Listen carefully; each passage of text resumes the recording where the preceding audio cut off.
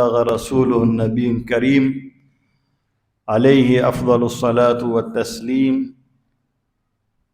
اللهم صل وسلم على سيدنا محمد مفتاح باب رحمة الله عدد ما في علم الله، صلاة وسلاما دائمين بدوام ملك الله وعلى آله وصحبه ومن والاه.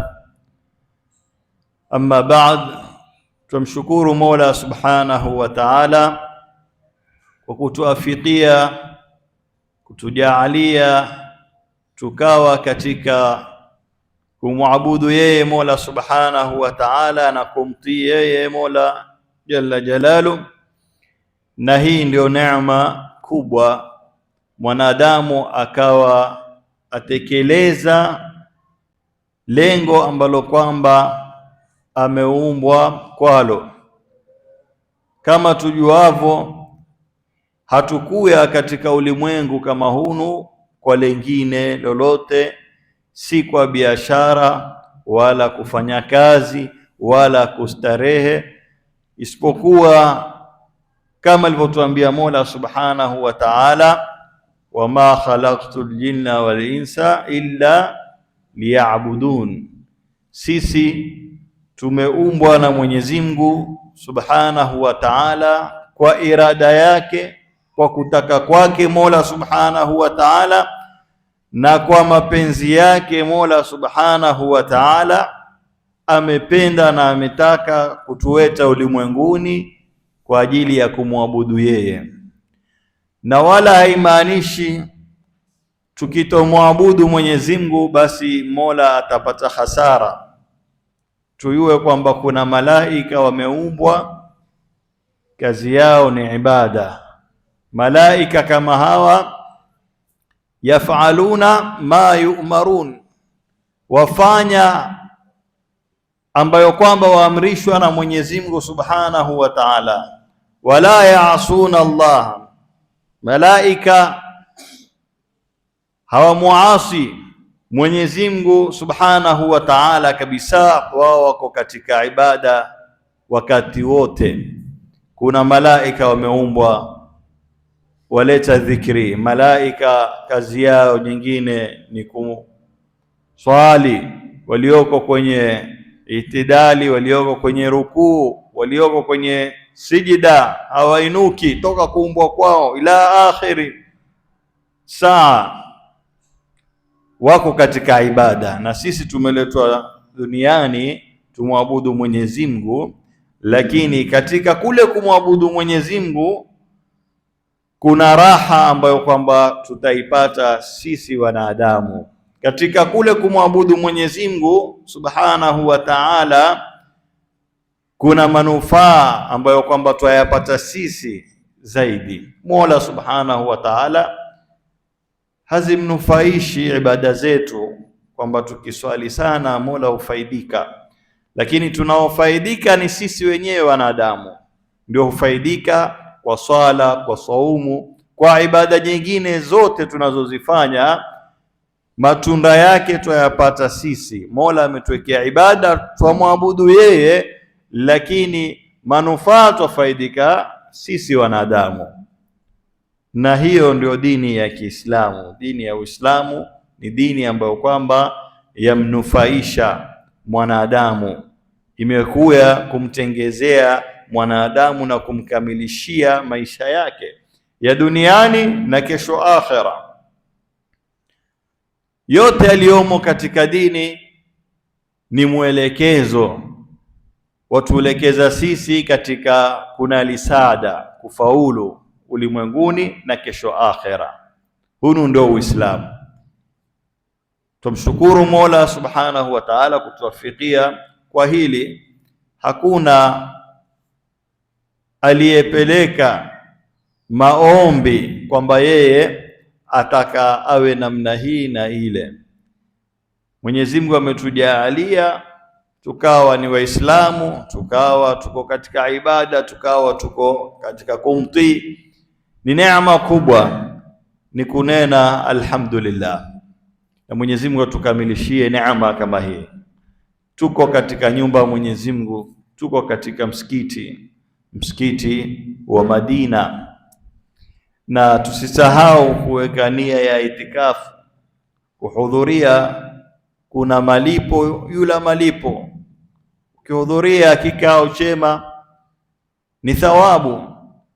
Fakef kikao kama hiki kiwe kiko ndani ya msikiti, mazungumzo yanayozungumzwa ni maneno ya Mwenyezi Mungu na Bwana Mtume Muhammad sallallahu alayhi wasallam, zote ni kheri, ni nur ala nur, nur ala nur.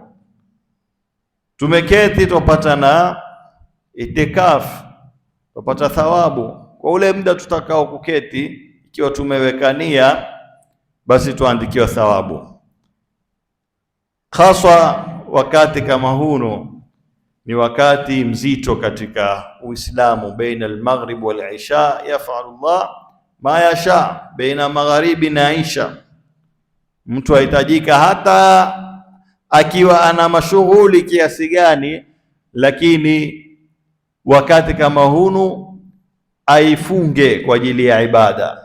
Basi hatuoni aibu ikiwa toka alfajiri, na wengine kabla alfajiri washughulika na shughuli za kilimwengu. Mtu atoka alfajiri bado enda kuzengea ulimwengu, si makosa, ni sawa. Lakini mtu atoka alfajiri bado atoka enda kutafuta maisha, ni sawa, enda kufanya kazi, enda kufanya biashara mathalan. Lakini itakuwa ni makosa na ni aibu ikiwa toka wakati kama hono kabla alfajiri mpaka kulala kwako wewe uko katika biashara tu zako, uko katika kuangalia tu maisha yako, uko katika tu kuangalia haki yako, lakini huku umesahau haki ya Mwenyezi Mungu Subhanahu wa Ta'ala.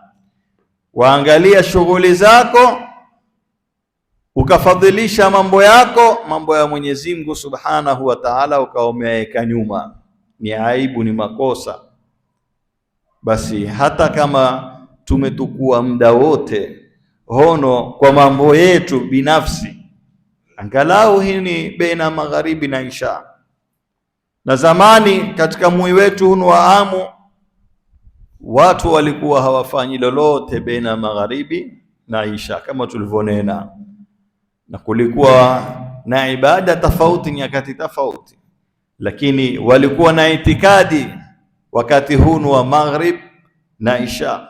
Ukipita si misikitini, kuna hizbu zaendelea, kuna dua za somwa, kuna madarasa, kuna hiki, kuna kile.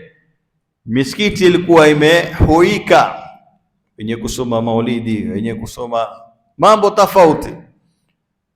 Ukiwa ndiani watembea, wasikia katika majumba, ndani ya majumba kwa soma Qur'ani, ndani ya majumba yetu kwa somwa burda, ndani ya majumba yetu kwa somwa dua tofauti, ndani ya majumba yetu kwa somwa ilmu. Wazazi wameketi na vijana zao wawasomesha elimu, ama wasomeshwa elimu na mambo mingi. Ukipita katika ndia zetu za moyo wa amu, hali ilikuwa ni hiyo. Maneno utakao kuyasikia ni hayo, lakini yeo tuulize, je, utayasikia hayo? Je, Qur'ani yasomwa ndani ya majumba yetu? Je, maulidi yasomwa ndani ya majumba yetu? Je, burda zasomwa na dua nyingine na ilmu watu wasomeshana ndani ya majumba? Hakuna, utaona hakuna. Ikiwa nyumba iko ambayo kwamba imeshikamana na hali kama hiyo, ni nyumba moja katika 100, ambayo kwamba sivyo ilivyokuwa amu yetu. Sasa tumebadilika, tumeingia katika matatizo. Katika Qur'ani tumeambiwa yoyote ambayo kwamba yatufikia sisi, halitufikia ambo isipokuwa mimma kasabat aidikum.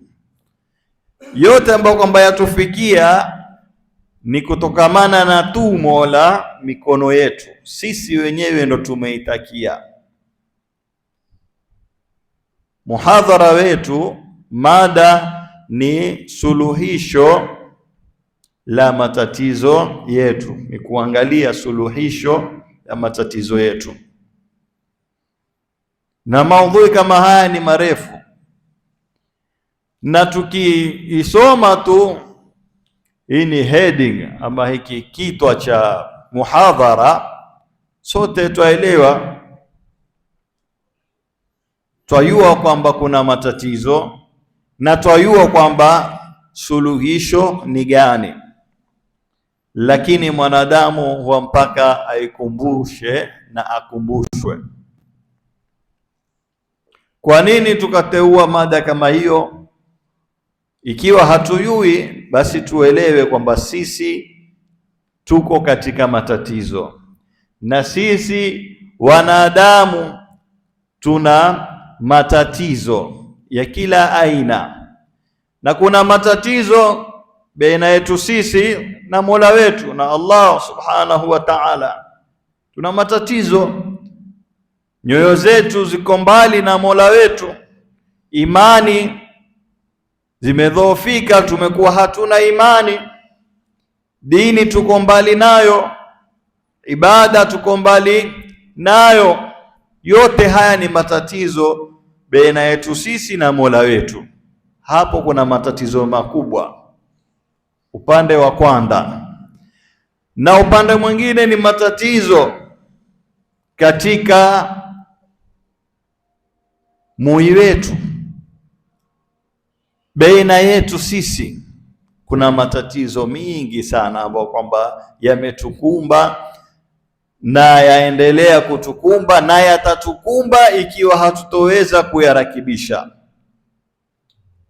Sasa ni lazima tutafakari kila wakati, tufikirie tutajinasua namna gani katika haya matatizo ambayo kwamba tunayo. Mwanzo tutangulize matatizo sisi na Mola wetu. Tatizo kubwa ni kwamba tuko mbali na Mola wetu na Mwenyezi Mungu Subhanahu wa Ta'ala, na hili ndilo msingi. Matatizo lao tutataka kuhisabu, basi tutamaliza wakati wote kuhisabu matatizo. Kuna kadhaa, urongo, uhalifu, usengenya, yote ni mingi sana lao tutataka kuyahesabu, lakini msingi wake ambao kwamba yamezaa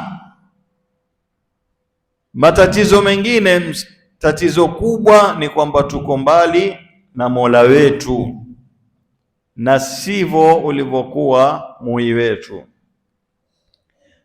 na sivyo anavyohitajika mwanadamu Muislamu. Muislamu saa zote atakikanwa awe karibu na Mola wake na Mwenyezi Mungu Subhanahu wa Ta'ala, lakini sisi tumuepuka Mola Subhanahu wa Ta'ala, na ndipo hapo tupata matatizo, kwa sababu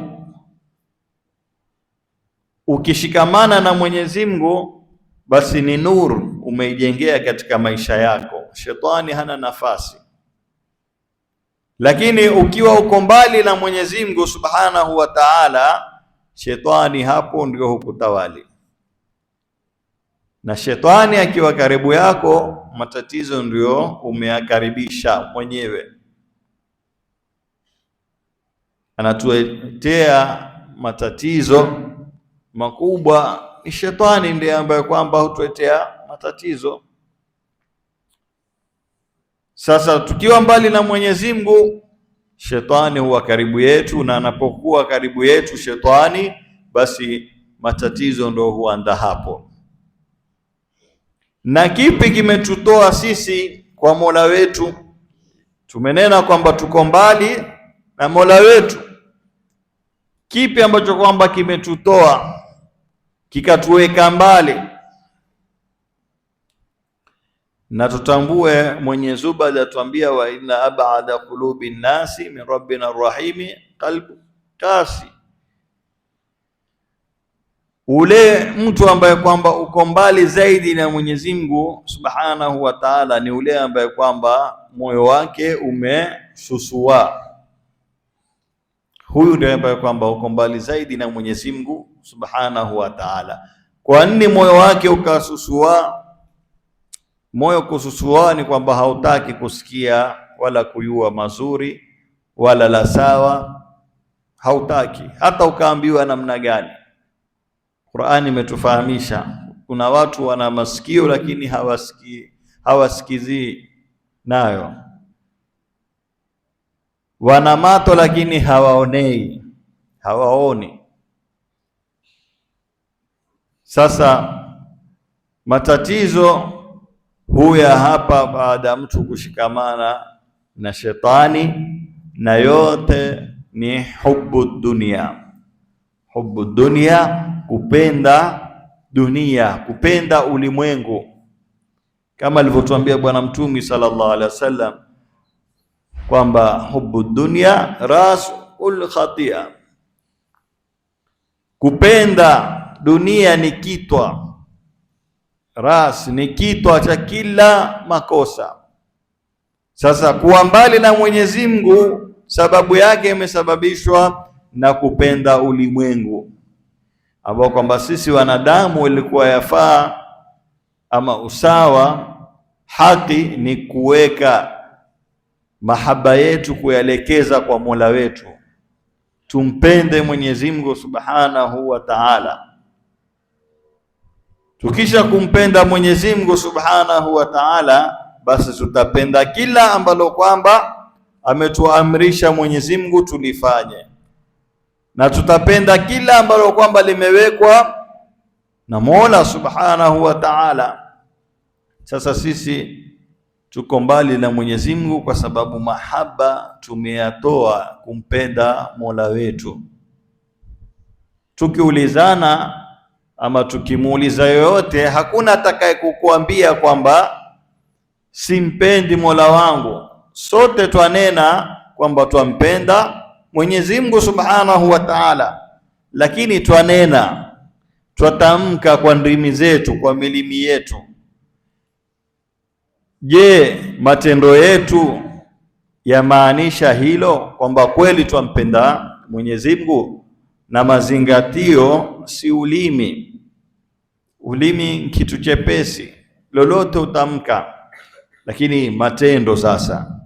Je, matendo yetu yaonesha hilo? Matendo yadulisha hilo kwamba sisi twampenda Mwenyezi Mungu? Mahaba, ukitaka kumuyua mtu wa kupenda kweli kweli, si kwa maneno. Maneno kila mtu hunena na kupenda na kujali, lakini yale matendo yake ndo utayayua kwamba kweli ya kupenda ama kweli akujali ama kweli akuthamini. Ikiwa atakwambia tu kwa maneno kisha huku khalifu, haimaanishi kwamba akupenda wala akujali. Umwamrishe jambo asilifanye kisha adai kwamba akujali, akusikiza, ni maneno peke yake. Lakini sisi tuangalie matendo yetu yamaanisha hilo, kwamba yaonesha sisi twampenda Mola wetu kweli? Utaona ni tofauti. Twadai twampenda Mola wetu, lakini hatuko tayari kulitanguliza jambo lake Mwenyezi Mungu tukaliwata letu. Tuko tayari sisi tufanye letu mwanzo kisha la Mungu baadaye. La maanisha nne kwamba twapenda nafsi zetu kuliko kumpenda Mola wetu. Lau kama ingelikuwa twampenda Mola wetu Subhanahu wa Ta'ala kisawa sawa, tungelimtanguliza yeye mwanzo. Na hili laingia kwa maana nyingi. Kumtanguliza Mwenyezi Mungu ni kwamba usifanye jambo lolote mpaka umweke Mwenyezi Mungu mwanzo, umweke Mwenyezi Mungu mbele. Lile utakalo kulifanya mwanzo, je, hili Mola wangu lamridhisha?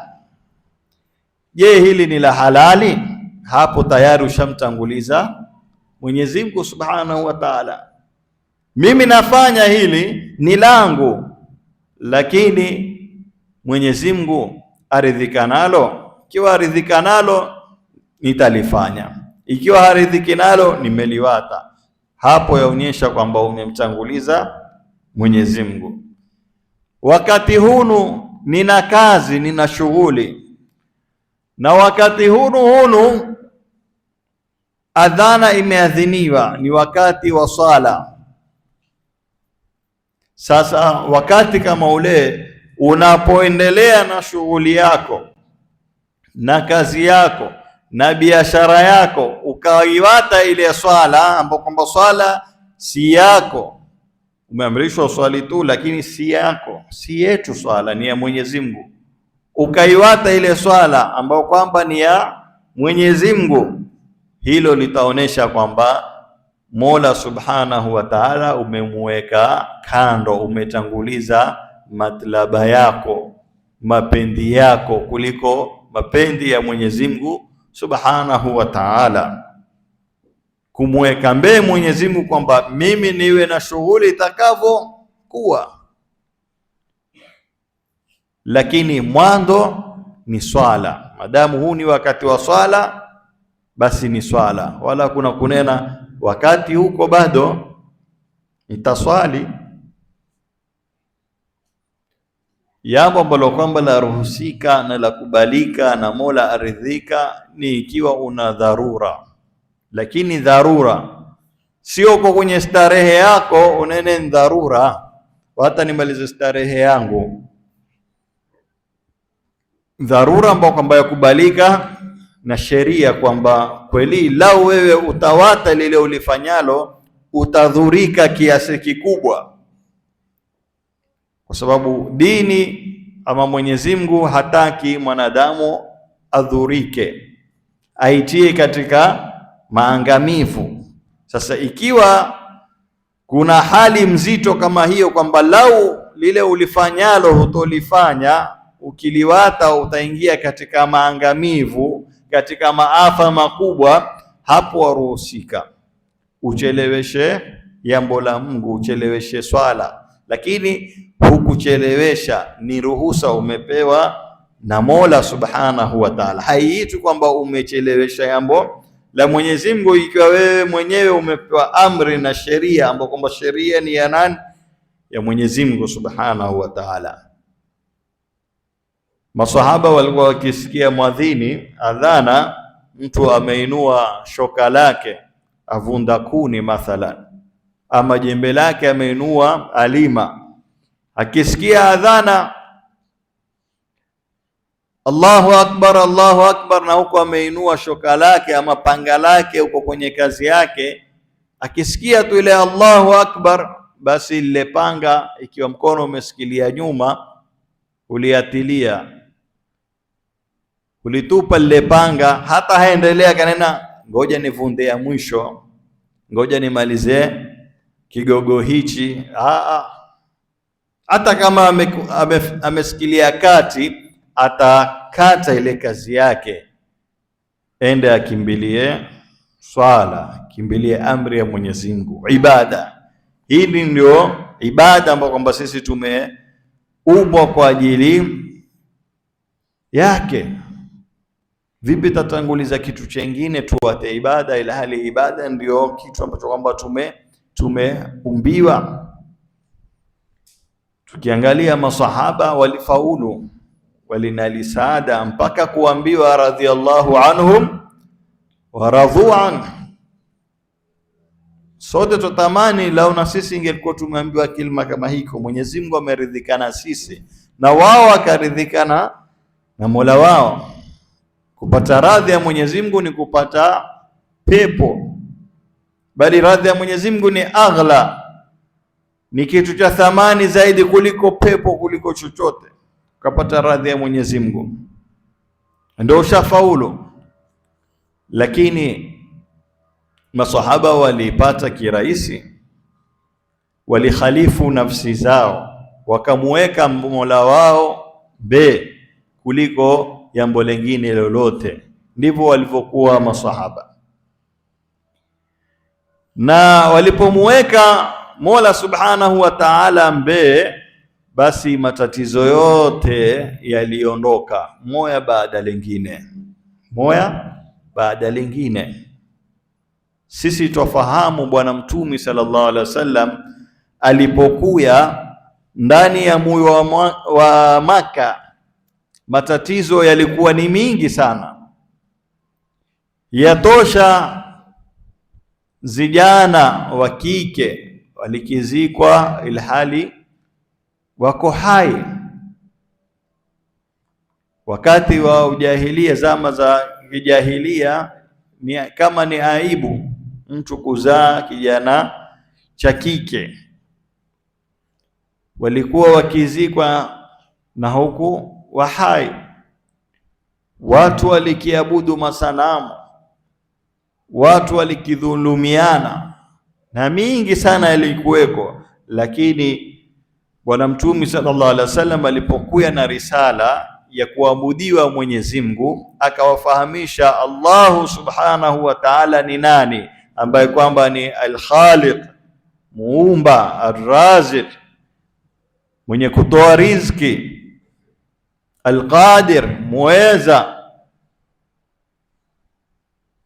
As-Salam, Mola Subhanahu wa Ta'ala mwenye kutoa amani, kueneza amani.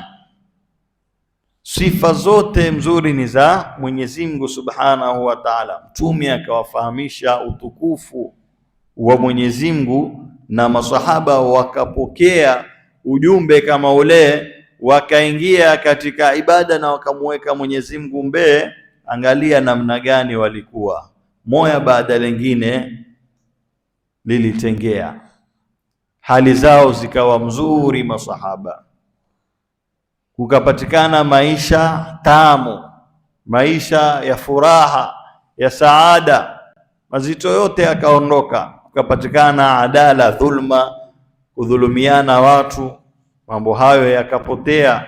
Kwa sababu gani? Walipomshika Mwenyezi Mungu Subhanahu wa Ta'ala na kumtanguliza. Pengine huko tutanena ni masahaba, manake kuna tabia waambiwa hao ni masahaba bwana, hao walimuona Mtume, takuwa yeye wasiongoke.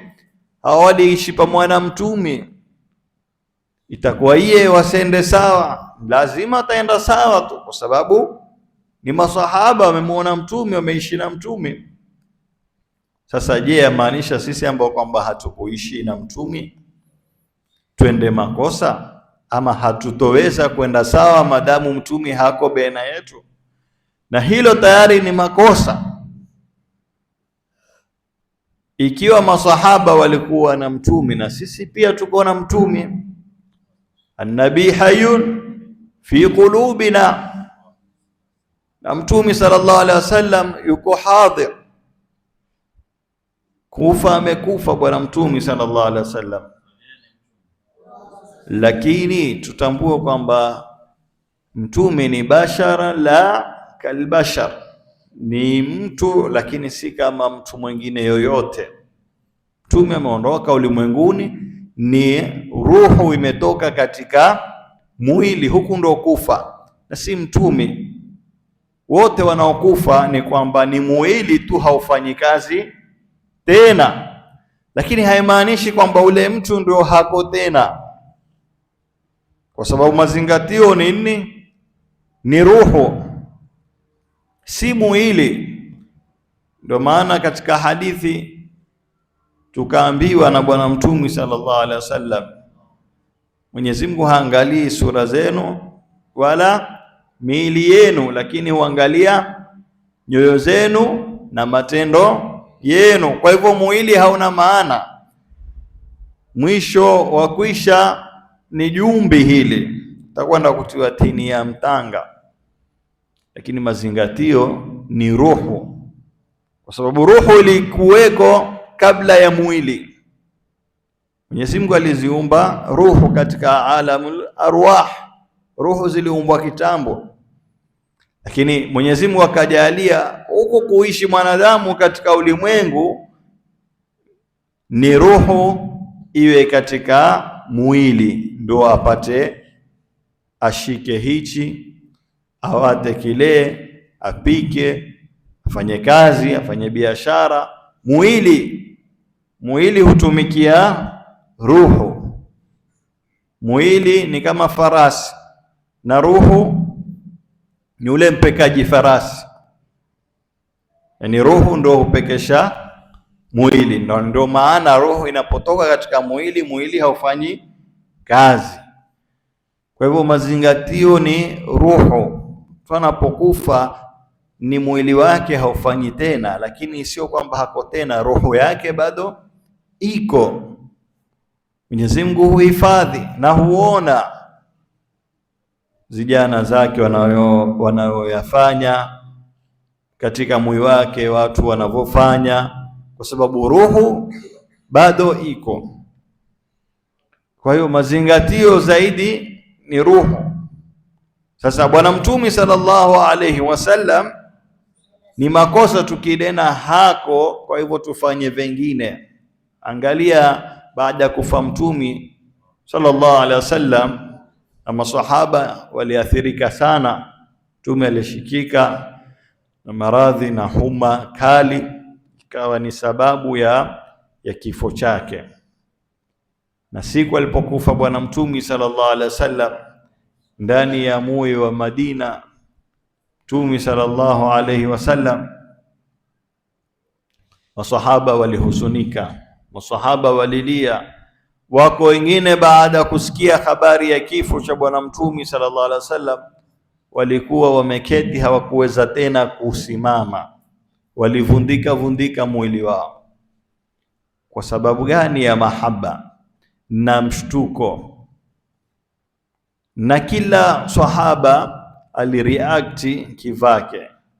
Wengine wakawa hawaamini kabisa kwamba Mtume sallallahu alaihi wasallam amekufa.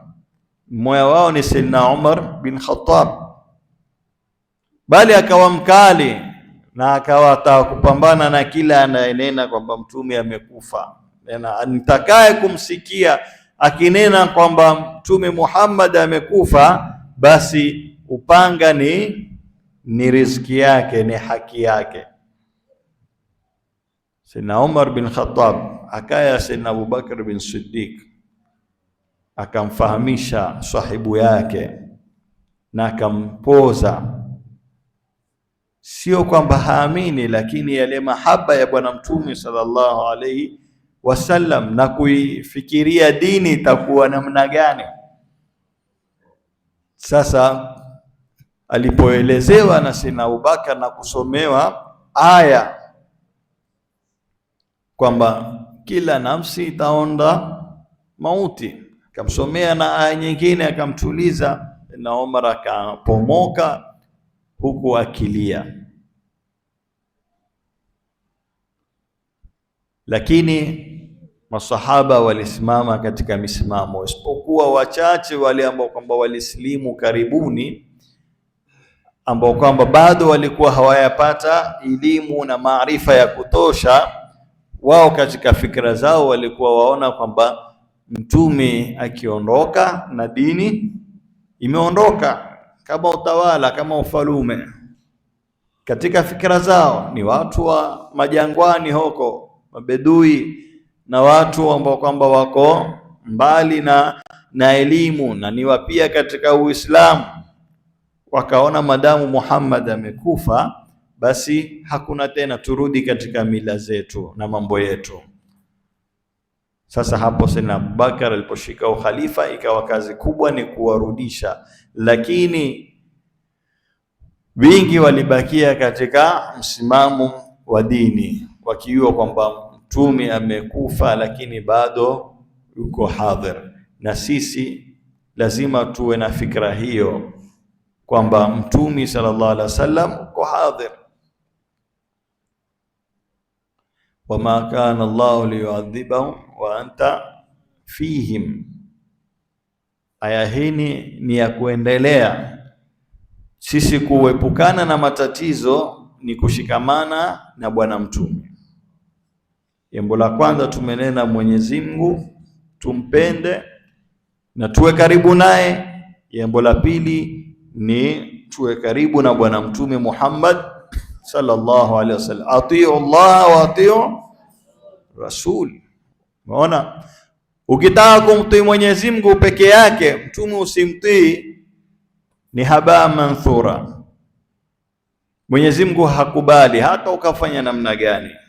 Muabudu, swali swala 1000 katika usiku mmoja ili Mwenyezi Mungu afurahi, lakini ikiwa humfuati bwana mtume, Mwenyezi Mungu hana haja nazo, kwa sababu ametuamrisha tumtii mtume sallallahu alaihi wasallam. Kwa hivyo ukishikamana na Mwenyezi Mungu umeepukana na matatizo, lakini huwezi kushikamana na Mwenyezi Mungu mpaka ushikamane na bwana mtume Muhammad sallallahu alaihi wasallam. Sasa tukitaka kuepukana na matatizo, tushikamane na mtume. Na kushikamana na mtume namna gani? Kama tulivyonena, siku mtaya tu zaidi, ingawa la kumtaya latakikana, ni sababu pia ambayo kwamba yatufanya sisi tuwe karibu na mtume. Lakini Mola atuambia, laqad kana lakum fi rasulillahi uswatun hasana. Ametuletea mtume ni kwamba sisi tumfuate, tumwangalie mtume alifanya vipi. Na lao tutalishika hili la kumfuata mtume, basi maudhui yetu yamemalizika. Yani suluhisho tushalipata la matatizo yote kwa jumla. Matatizo ya mui, matatizo ya majumba yetu, matatizo ya vijana, matatizo ya wazee, matatizo ya yote yamekwisha. Hatuna haja kuzengea nini, tumwangalie mtume sallallahu alaihi wasallam, kwa sababu mtume amepambana na matatizo yote, tasarufati na ahwali zote ambazo kwamba ni za shida, za matatizo, za balaa, mtume amezipitia. Sasa ni kurudisha, hakuna jambo ambalo kwamba ni geni, jambo tatizo limekuya sasa, limezuka sasa. La, matatizo yote yamepitia kwa bwana mtume sallallahu alaihi wasallam. Sasa ikiwa kuna matatizo, tuangalie mtume sallallahu alaihi wasallam alifanya namna gani kulipokuwa na matatizo fulani. Wala tusisumbue zitwa zetu sana kutefuta yale matatizo. Sisi tukomeke kumuiga ama kumtaba bwana mtume namna alivyoishi. Basi kule kumtaba namna alivyoishi, matatizo yenyewe bila kuyaangalia, manake kuyaandama ile matatizo nao pia matatizo. Kitaka kupambana ile matatizo na kuyaandama mwa baada lingine, hilo pia ni tatizo, na henda kukazuka matatizo mengine. Sasa dawa ni nini? Kama wanavyotuambia watu wa tablighi kwamba usishughulike sana na kutayale maradhi ya moyo na kumkashifu mtu ile sifa zake mbovu. Wewe ule mtu mlekeze kwa Mwenyezi Mungu. Mtu akilekea kwa Mwenyezi Mungu, akiwa karibu na Mwenyezi Mungu, atanena urongo kweli? Yuko karibu na Mwenyezi Mungu, imani yake imekuwa thabiti, ataweza kunena urongo? Hatonena urongo. Mtu ikiwa ameshikamana na Mwenyezi Mungu, ataweza kujepa? Hawezi kujepa. Na matatizo yote yataondoka ikiwa ameshikamana na Mwenyezi Mungu. Sasa sisi ni kumwangalia mtume aliishi namna gani. Mtume aliishi kwa mahaba ya kumpenda Mola wake, na sisi tumpende Mola wetu. Mtume sallallahu alaihi wasallam alikuwa ni imamul muttaqina, ni imamu wa wacha Mungu, na sisi tumche Mungu. Na kila kitu kinachochewa huepukwa isipokuwa Mwenyezi Mungu. Kumcha Mwenyezi Mungu ni kuwa karibu naye. Tukikurubisha Mwenyezi Mungu, basi kumaanisha tuamcha Mwenyezi Mungu. Tukiwa mbali na Mwenyezi Mungu, kuonesha kwamba hatumchi Mwenyezi Mungu.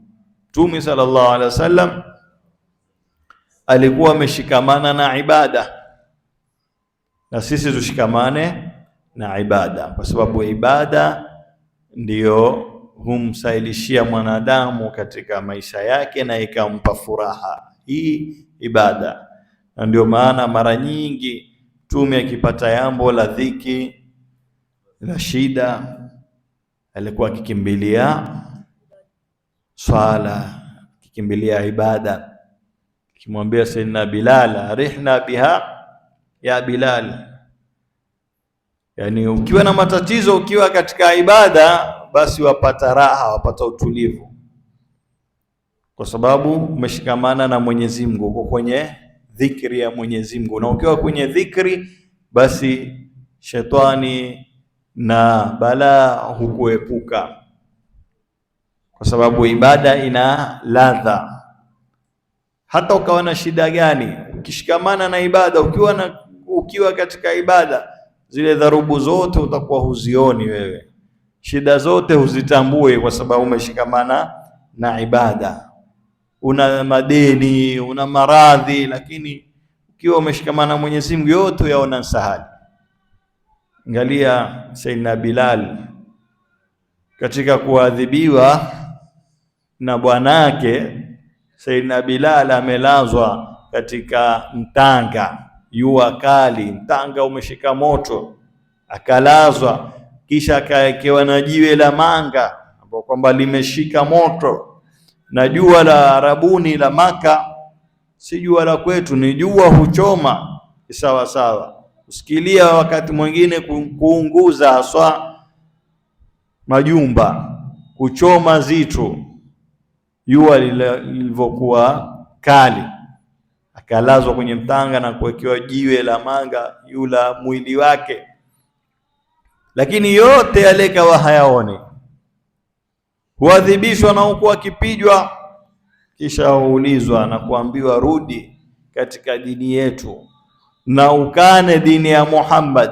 Lakini yeye alikuwa akitoa kilima gani? Ahadun ahad, ahadun ahad. Hiko ndo ilikuwa kilima chake. Kwa sababu gani? Ilikuwa aona ladha na ibada. Zile shida zote anazozipata ona hizi si chochote, muhimu na Mola wangu.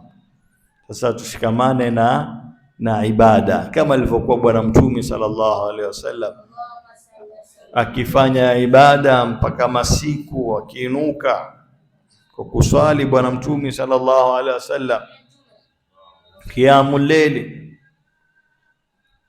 mpaka akawahurumiwa Bwana Mtume sallallahu alaihi wasallam. Na Aisha amwambia, ya Rasulullah, yani kuisumbua namna hiyo, ilhali Mwenyezi Mungu amekusamehe ma taqaddama min dhanbika wa ma taakhar, madhambi yote umesamehewa. Yani bimaana kwamba Mwenyezi Mungu amemhifadhi. Mitume huwa ni maasumin, hawamuasi Mwenyezi Mungu, Mwenyezi Mungu amemhifadhi. Yani kuisumbua kwa kufanya ibada, na Mwenyezi Mungu ashakuweka katika daraja kubwa. Sisi ndo tunafaa tupambane, tufanye ibada nyingi, tupate hiyo daraja. Wewe tayari uko katika daraja kubwa, yani usumbue. Lakini jawabu la Mtume sallallahu alaihi wasallam alimwambia, basi nisiwe abdan shakura, nisiwe mja mwenye kushukuru. Hapa tupata kitu gani? Kwamba ibada sio kwamba tu ni kufuata amri ya Mwenyezi Mungu. Kwa nini twaswali? Twaswali tusiingie motoni. Kwa nini twaswali? Sisi twaswali tusipate madhambi. Naam, ni kweli na ni sawa kwamba twaswali tusipate madhambi, tupate thawabu. Twaswali tusiingie motoni, tuingie peponi. Lakini linalohitajika kwamba tufanye hizi ibada ili hali sisi twapenda haswa kufanya, sio kwamba kwa sababu ya hilo tu twafanya na sisi twapenda, sio kwa kulazimishwa. Lakini tukitaamali utaona sisi twafanya kama kulazimishwa. hatuingii msikitini kuswali mpaka ongoja kukimiwe, na pengine kumekimiwa lakini ngoja almuhimu mimpate ile jamaa. Hata ikiwa nitapata tahiyatu ya mwisho ile, muhimu imamu asipige salamu. Nini? Kwamba ni kama lazima.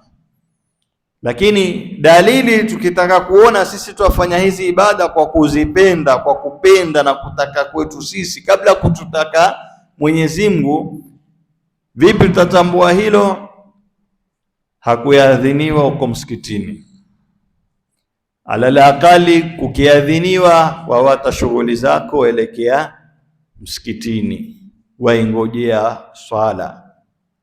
Lakini sio kumekimiwa toke huko mbio milangoni msikitini upige watu zikumbo, kwenye mifereji kutawadha, utawadhe kwa zishindo, utie watu mai, upige zikumbo watu, utoke mbio huku kumeenda kuswaliwa, wewe watoka mbio kama ufukuzwa wendao kutapilia swala, manake kuonesha una mahaba mno ya swala, ni kuonesha udhaifu. Ikiwa mtu ana tabia kama hiyo, basi aiwate. Sisi tuna tabia hiyo, yafaa swala tuingoje, twende kabla ya wakati. Na ndio Mtume akatuambia, mukiilia swala basi alaikum muwe na sakina na wakar, utulivu, musikimbilie ile swala. Basi Mtume akatuambia, kile mtakachokipata kitimizeni, kikamilisheni, na kile ambacho kwamba mmekikosa katika ile swala basi kikamilisheni, kitimizeni. Umepata swala, ahlan wa sala, wewe tembea kawaida. Ikiwa una hamu kweli ya takbiratul ihram ama kupata raka, ilikuwa uye mapema. Madamu umechelewa, usikimbie katika msikiti. Kudai kwamba akimbilia swala ni makosa, Mtume amekataza hilo. Wewe tukulia utaratibu, ikiwa umepata ile swala umepata, ikiwa raka umezikosa uzitimize. Haya ndio mafundisho ya Bwana Mtume sallallahu alaihi wasallam. Tukimwangalia Mtume upande mwingine, ni alikuwa na muamala mzuri. Muamala mzuri waondosha matatizo. Kuwa na muamala mzuri, namna ya kuamiliana na watu, kuishi na watu, uwe mpole, usiwe na kibri, usiwe mkali, usiwe mrongo, usiwe mwenye kudhulumu, uwe na uadilifu katika mambo. Muamala wa khaliqin nasa bikhuluqin hasan, hadithi ya Bwana Mtume sallallahu alaihi wasallam. Hii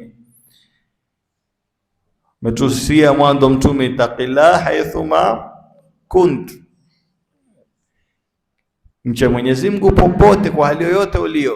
Watbi sayyatan hasana tamhuha, na ufuatishe unapofanya ovu, ufanye jambo zuri. Innal hasanati yudhhibna sayiat, yale mazuri ufuta maovu. Wa khaliqin nasa bi khuluqin hasan, na wamiliane, uishi na watu kwa tabia mzuri. Ukiishi na tabia mzuri, matatizo mengi yatakuepuka. Leo sisi tuwaona hali ambayo kwamba yaendelea ya mapanga, yazipanga watu kutindana na kukatana, na zaidi anayepatikana nani? Ni ule ambao kwamba uko mbali na tabia njema. Zaidi huwa ni wao kwa wao, kushika mambo yasokuwa yasofaa, kwenda mwendo ambao kwamba si wa kumridhisha Mwenyezi Mungu Subhanahu wa Ta'ala. Ndio utaona wajitia kwenye matatizo mwanzo, kisha ndio pale ukatana, wakapigana, wakauana. Lakini ukiishi na tabia mzuri, muovu hawezi kukupata. Muovu hawezi kukupata kwa sababu wewe mwendo wako ni mzuri, uko mbali na maovu, na ukiwa mbali na maovu na waovu utakuwa mbali nao. Kila mmoja ana ndia yake, ndia ni mbili, mzuri na mbovu. Ukishika ndia mzuri utakuwa pamoja na wazuri, maovu atakupata vipi? Nao ukishikamana na maovu utakuwa pamoja na waovu. Ukiwa umeshika uraibu utakuwa pamoja na waovu, kwa sababu ni zitu ziovu, na wanaofanya zitu kama hizi ni wale waovu. Sasa ukitia katika maovu utapambana na waovu, ndio pale maovu yakifika na wewe yatakupata. Kwa hivyo tabia njema ni kitu ambacho kwamba humuondolea mtu matatizo, tena si duniani tu, hata kesho akhera.